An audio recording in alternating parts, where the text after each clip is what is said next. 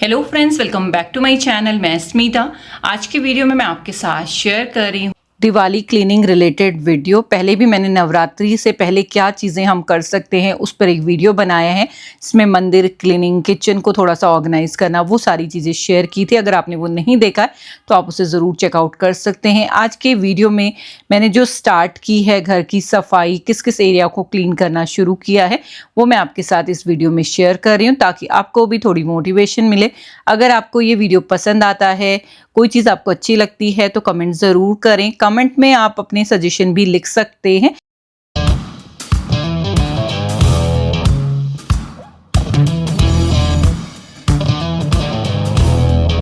Diwali cleaning करने से पहले आपको एक प्लान ज़रूर कर लेना चाहिए कि आपको हर दिन क्या क्या चीज़ें क्लीन करनी है। आप अगर थोड़ी हिम्मत रखते हैं तो एक साथ भी एक एरिया को डीप क्लीन कर सकते हैं, बट कई बार काफ़ी सारी मेडिकल इश्यू होते हैं हम लोगों को, या इस तरह के हमारा रिस्पॉन्सिबिलिटी होती है कि हम एक साथ सारा नहीं कर सकते। तो उस केस में जिस तरह से मैं कर रही हूँ आप उस तरह से भी कर सकते हैं। यहाँ पर मैं किचन का एक एक कोना पर डे के हिसाब से कर रही हूँ और उस हिसाब से मेरा काफ़ी हद तक अभी किचन क्लीन हो गया है। तो आज का मेरा जो एरिया है वो है ऑयल डिस्पेंसर्स वगैरह मैं जहाँ पे रखती हूँ ना, वो सबसे ज़्यादा ऑयली होता है और सबसे ज़्यादा यूज़ होने वाला वो एरिया है। तो यहाँ पे आप देख सकते हैं काफ़ी सारे ऑयल स्टेन थे इसमें। और इस तरह के एरिया में कभी भी आप वो मैट ना बिछाएं, क्योंकि मैट को आप बार बार चेंज नहीं कर सकते हैं।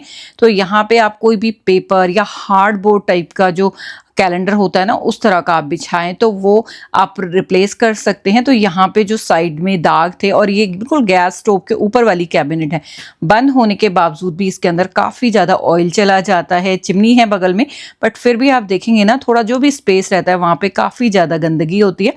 तो यहाँ पे कोई भी आप जो ऑयल को रिमूव कर पाए ऐसा क्लीनर यूज़ कर सकते हैं। और डीप क्लीनिंग में हमेशा आप जो थोड़े से स्ट्रॉन्ग क्लीनर है ना, वो यूज़ कर सकते हैं अगर आपकी किचन में उसकी रिक्वायरमेंट है।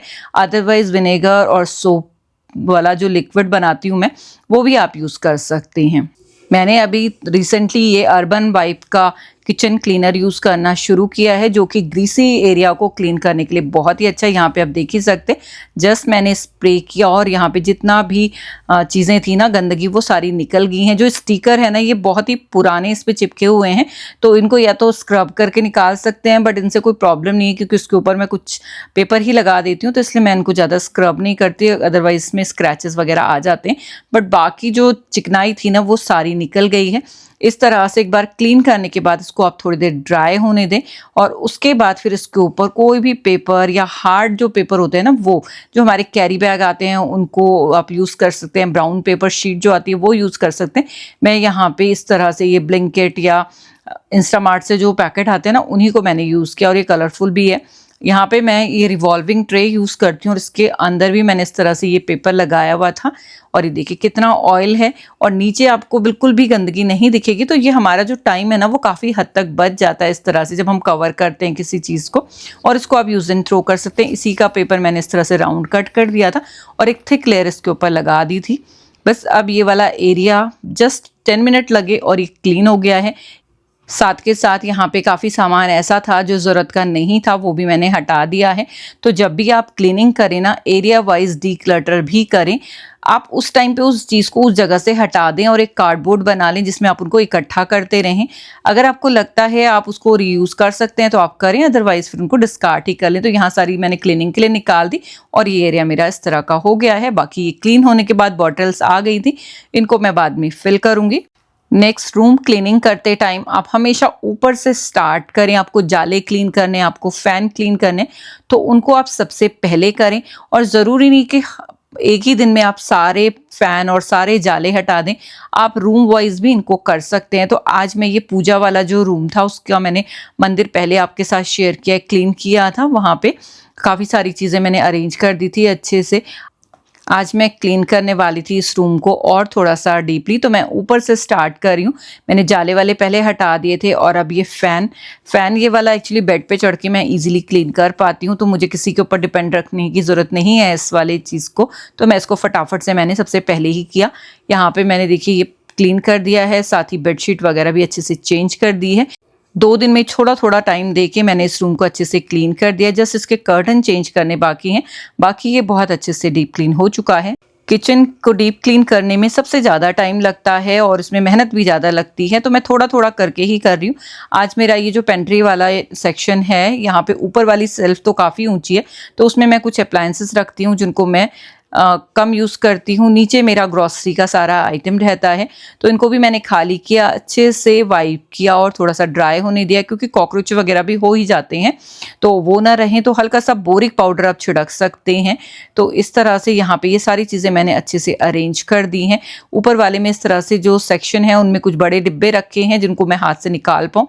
नीचे वाले में यहाँ पे दोनों बॉक्सेस में ग्रॉसरी है और ये एक्स्ट्रा एक ट्रे रखी हुई है ताकि कुछ नया सामान आए तो उसमें रख सकते हैं। और यहाँ पे ये खाली बॉक्सेस क्लीन करके मैंने रख दिए हैं जो टपरवेयर के हैं, तो इनमें भी अब दिवाली के टाइम पे जो हम ग्रॉसरी रिफिल करेंगे ना, वो यहाँ पे आ जाएगा आराम से। तो काफ़ी स्पेसेस हो गया। यहाँ पे आप देख ही सकते हैं बिफोर एंड आफ्टर लुक इसका। किचन में फ्रिज क्लीनिंग भी एक बहुत ही बड़ा एरिया है जिसको प्रॉपरली अगर आप डीप क्लीन नहीं करते हैं तो त्योहारों में काफ़ी मुश्किल हो जाती है। मैं मंथली बेसिस पे अपना फ्रिज डीप क्लीन करती हूँ, बट फिर भी सामान कुछ ऐसा होता है जो हमारी नज़रों से इधर उधर रखा रहता है, तो उसको एक बार चेक करना बहुत इंपॉर्टेंट है।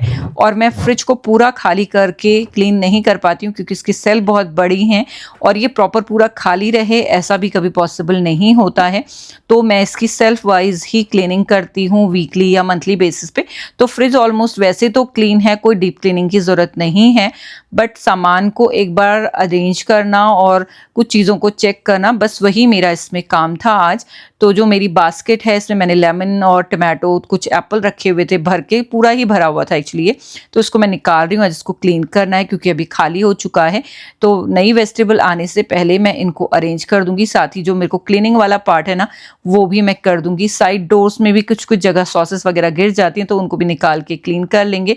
तो यहाँ पे देखिए लेमन थे मेरे पास काफ़ी सारे, तो ये काफ़ी हद तक तो मैंने ख़त्म कर दिए, बट कुछ जो बचे हैं उनको मैं निकाल देती हूँ क्योंकि एक दो इसमें गल गए हैं तो फिर वो सारे ही ख़राब कर देंगे। तो वो सारी चीज़ें, इसी तरह की छोटी छोटी चीज़ें मुझे शॉर्ट करनी है फ्रिज में, साथ ही मैं सेल्फ वाइज भी इनको क्लीन कर दूंगी।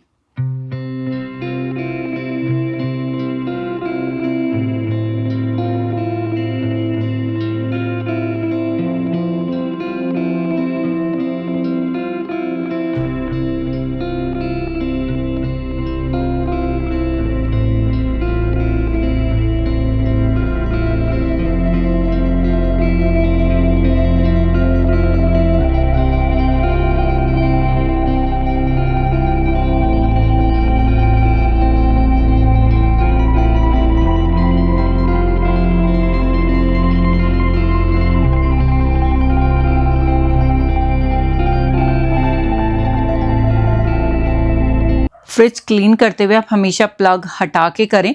मैं यहाँ पे गीला कपड़ा कोई भी यूज़ नहीं कर रही हूँ, जस्ट मैंने ड्राई कपड़े से ही जो सूखी धूल है ना वो हटाई है क्योंकि फ्रिज मेरा क्लीन ही था।